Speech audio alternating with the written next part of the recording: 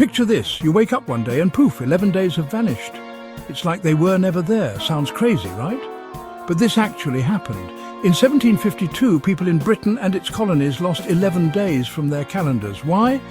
They were catching up to a new way of keeping time. This change wasn't just about numbers, it was about humans trying to control something as big and mysterious as time itself.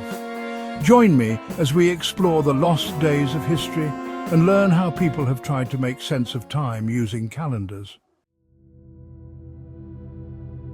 Long ago, people didn't have clocks and watches. They had to rely on the natural world around them to keep track of time. Imagine living in a time when the only way to know what part of the day it was to look at the sky. So how did they track time? They looked up. The sky was their guide, and the sun was their most reliable timekeeper. By observing the position of the sun, they could tell if it was morning, noon, or evening. The sun was like their first clock, showing them morning, midday, and night. As the sun rose in the east, climbed to its highest point in the sky, and then set in the west, people could divide their day into different parts. This was crucial for planning their daily activities, from hunting and gathering to socializing and resting. The moon changing shape in the sky helped them track longer periods, like months. Each phase of the moon, from new to full and back again, represented a passage of time that was longer than a single day. This lunar cycle was essential for early agricultural societies to plan their planting and harvesting seasons, and the stars, with their patterns, told them about the seasons and the passing years. By recognizing constellations and their movements across the night sky, ancient people could predict seasonal changes. This knowledge was vital for survival, as it helped them prepare for the different challenges each season brought. But there was a problem. The time it takes for the Earth to go around the Sun didn't fit perfectly into a certain number of days. This discrepancy made it difficult to create a calendar that accurately reflected the solar year. Early astronomers and scholars had to grapple with this challenge as they tried to develop a reliable system for tracking time. And the moon's cycles didn't match up perfectly either. The lunar month, which is about 29.5 days, didn't fit neatly into the solar year. This mismatch created further complications for early timekeepers who were trying to synchronize lunar and solar calendars. These little differences made it tricky to create a calendar that really worked. Despite these challenges, early civilizations made remarkable progress. They developed various methods and tools, such as sundials, water clocks, and eventually more sophisticated astronomical instruments, to measure and keep track of time. Their efforts laid the foundation for the complex timekeeping systems we use today.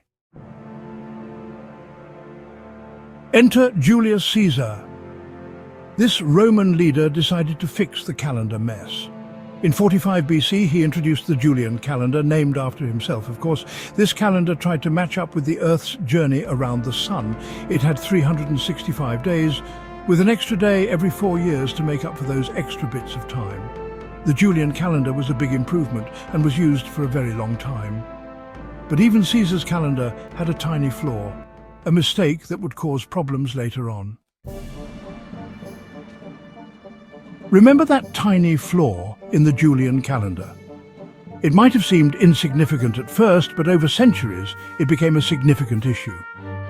The Julian calendar, introduced by Julius Caesar in 46 BC, was revolutionary for its time. However, it miscalculated the length of the solar year by 11 minutes. This small error accumulated over the centuries, causing the calendar to drift out of alignment with the Earth's seasons. Well, it turned out that it added up over time, like a leaky faucet making a puddle. Just as a single drop of water might seem harmless, over time those drops can create a significant puddle. Similarly, the Julian calendar's small error compounded over the centuries, leading to a noticeable shift. By the 1500s, the calendar and the seasons were noticeably out of sync. This misalignment meant that the spring equinox, which was supposed to occur around March 21st, was happening earlier and earlier in the calendar year. This discrepancy was becoming increasingly problematic for both agricultural and religious reasons. This was a big problem, especially for figuring out religious holidays like Easter. The date of Easter is based on the spring equinox, and with the calendar drifting, it was becoming harder to determine the correct date. This was not just a minor inconvenience. It was a significant issue for the Church, which relied on a precise calendar to schedule its liturgical year. So, in 1582, Pope Gregory XIII decided to fix things. Recognizing the growing problem, he convened a group of astronomers and mathematicians to devise a solution. Their task was to create a more accurate calendar that would realign the dates with the seasons and prevent future drift.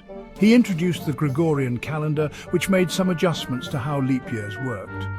The new calendar refined the leap year system, ensuring that the calendar year would stay more closely aligned with the solar year. This change was crucial in maintaining the accuracy of the calendar over long periods. To correct years of mistakes, 10 days were simply removed from the calendar.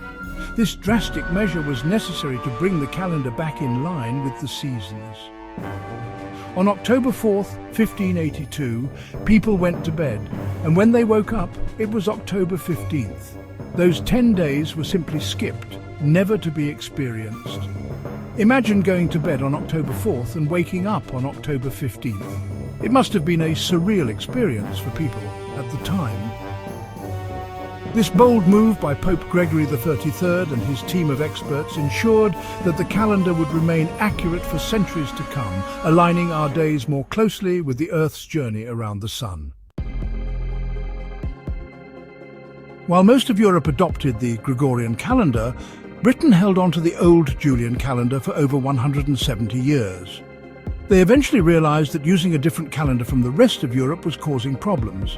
So, in 1752, Britain finally made the switch, but they had to drop 11 days to catch up. People were confused, and some were even angry because they felt like they had lost time and even money. "Give us back our 11 days" became a popular protest slogan. The calendar changes in Britain were big, but other countries tried to change time too. During the French Revolution, they created a whole new calendar with 10-day weeks and months named after things like wind and rain. They wanted to break from the past, but people didn't like it, and it didn't last long. Even the Soviet Union tried to change the calendar in the 1920s, experimenting with a 5-day work week, but that didn't work out either.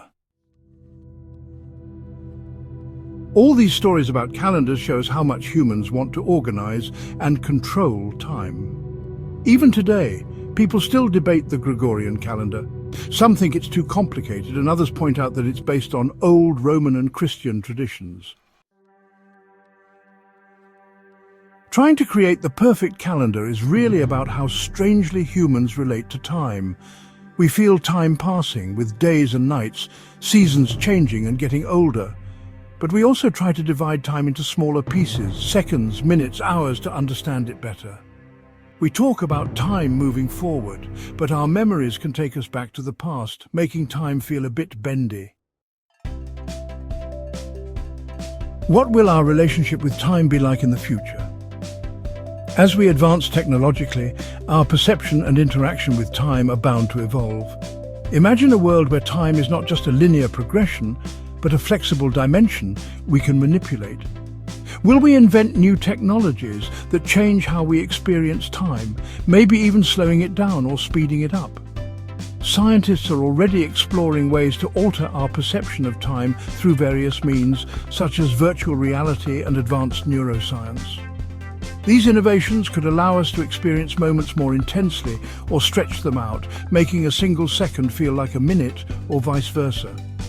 Will we have new calendars that are more inclusive or work better with our modern lives?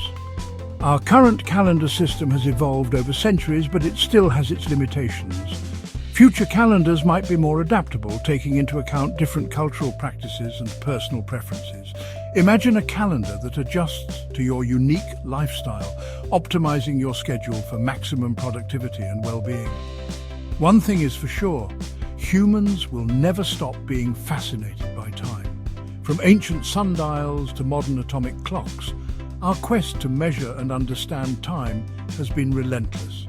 This fascination drives us to continually seek new ways to master it, whether through technology, science, or philosophy. As we learn more about the universe and ourselves, we'll keep discovering new and surprising ways that time shapes our world. The study of time is not just about clocks and calendars, it's about understanding the very fabric of reality. Time influences everything from the movement of galaxies to the rhythm of our daily lives. By delving deeper into its mysteries, we may unlock secrets that could revolutionize our understanding of existence. Maybe the biggest lesson from those lost days is not to control time, but to appreciate each moment as it comes. In our quest to master time, we often forget to live in the present. The true value of time lies not in how much we can manipulate it, but in how fully we can experience it. By embracing each moment, we can find a deeper sense of fulfillment and connection